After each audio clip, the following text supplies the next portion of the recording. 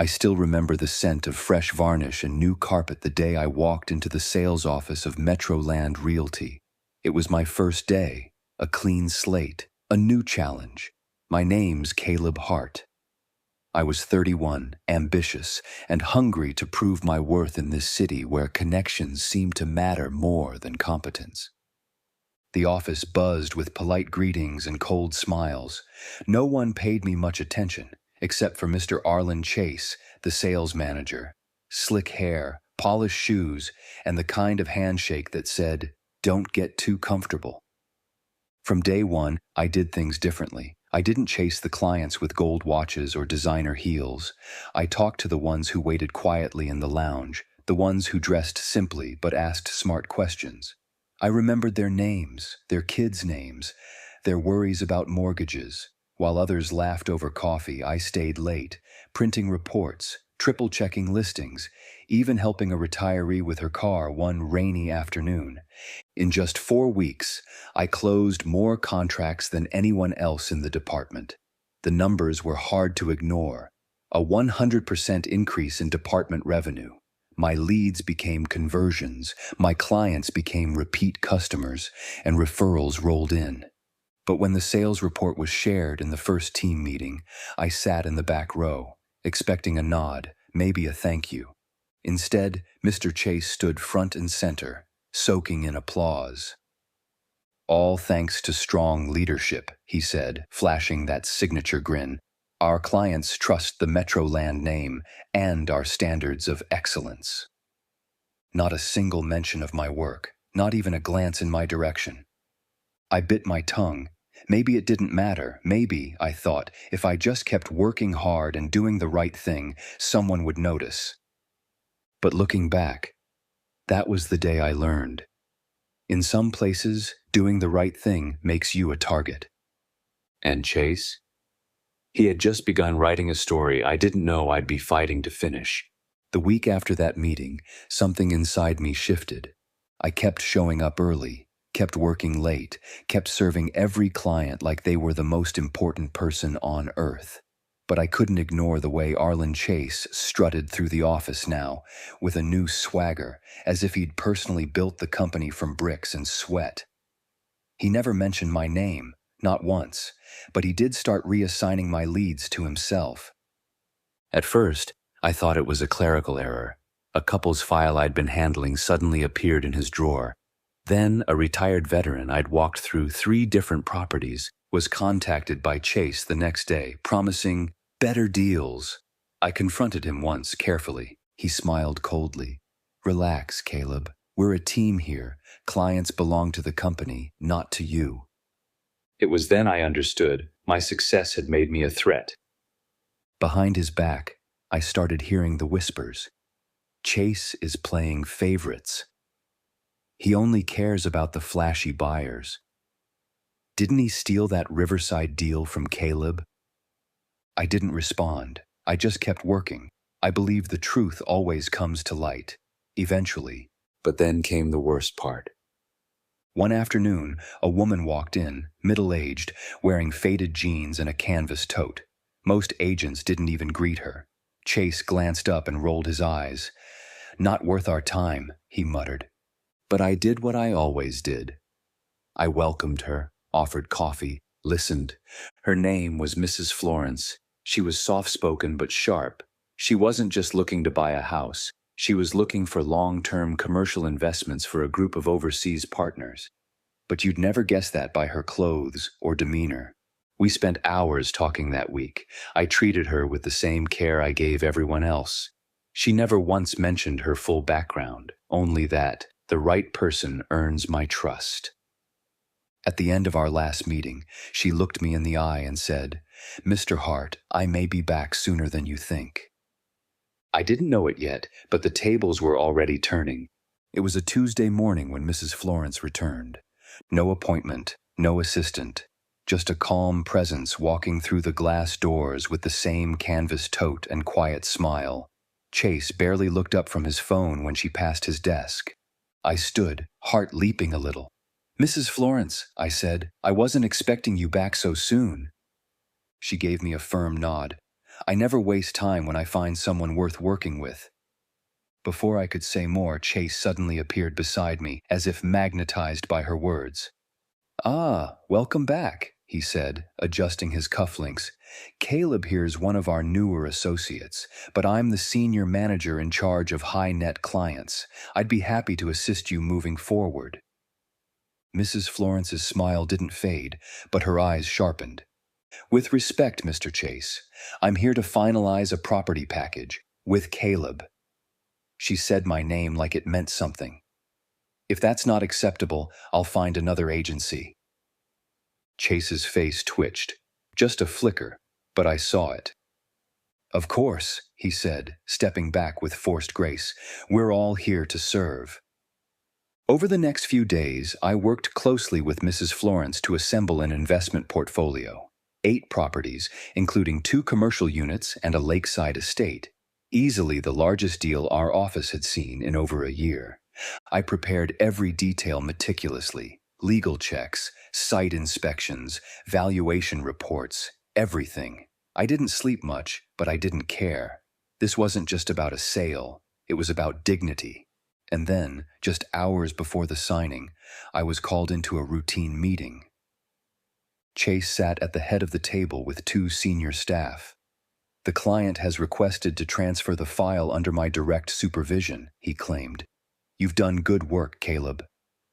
But we'll take it from here." I froze. "She requested that?" "Of course. It's protocol at this level." I left the room with my stomach turning. That afternoon, Mrs. Florence came in to sign the papers, but when she saw Chase waiting with a pen and a smile, she stood up, looked around the room, and without a word, walked out. The silence after she walked out was deafening. Chase stood frozen, the pen still in his hand, his smirk slowly melting into confusion. One of the senior reps muttered something about calling her back, but Mrs. Florence had already stepped into her black sedan and driven away without a glance. I wasn't in the room when it happened. I heard about it from the receptionist first, then from 2 junior agents who had watched the whole thing like it was a slow-motion car crash. "She didn't say a word," one whispered, "just turned and left." Chase looked like someone punched him in the gut. Later that day, an email arrived from the head office. Subject: Urgent, terminated deal inquiry. It was addressed to the entire sales team. Apparently, Mrs. Florence had reached out directly to the group vice president, expressing her disappointment with how the situation had been handled. She made it very clear that she had not requested any change in agent, and that unless she worked specifically with me, she would be taking her business elsewhere.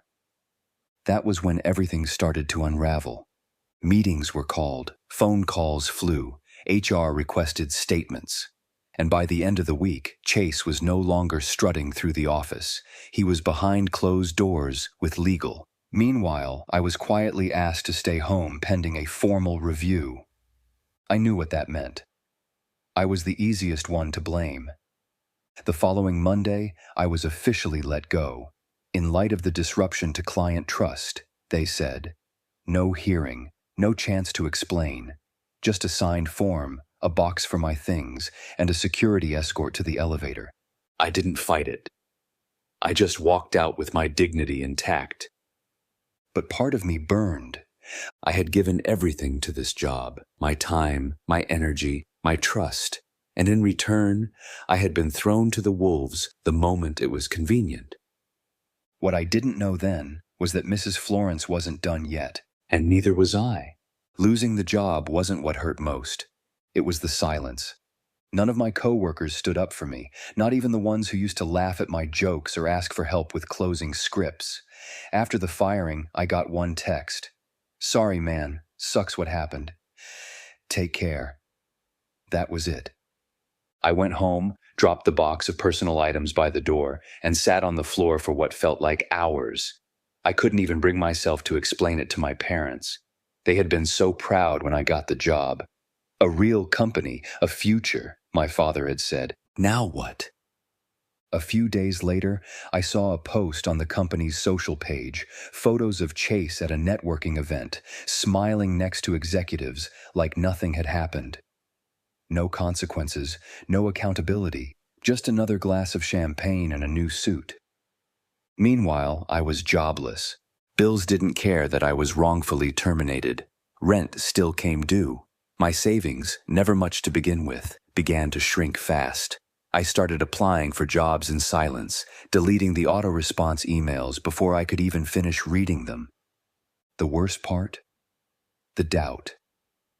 Maybe I was naive. Maybe I shouldn't have trusted that being kind to everyone, regardless of how they looked or what they wore, would matter in the long run. Maybe Chase was right. Maybe people only respected power, not principles. And then, the phone rang. An unknown number. I almost let it go to voicemail, but something told me to pick up.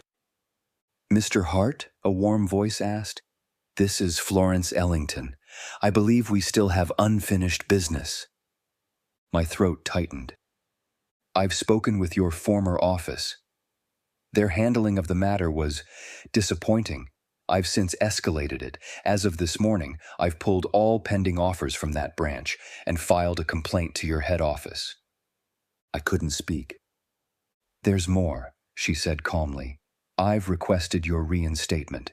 If they decline, I'll take my investments elsewhere and make sure others know why." For the first time in weeks, I felt something I thought I'd lost: hope. 3 days after that phone call, I received an email from the executive office of Metroland Realty Group. Subject line: reinstatement discussion, urgent.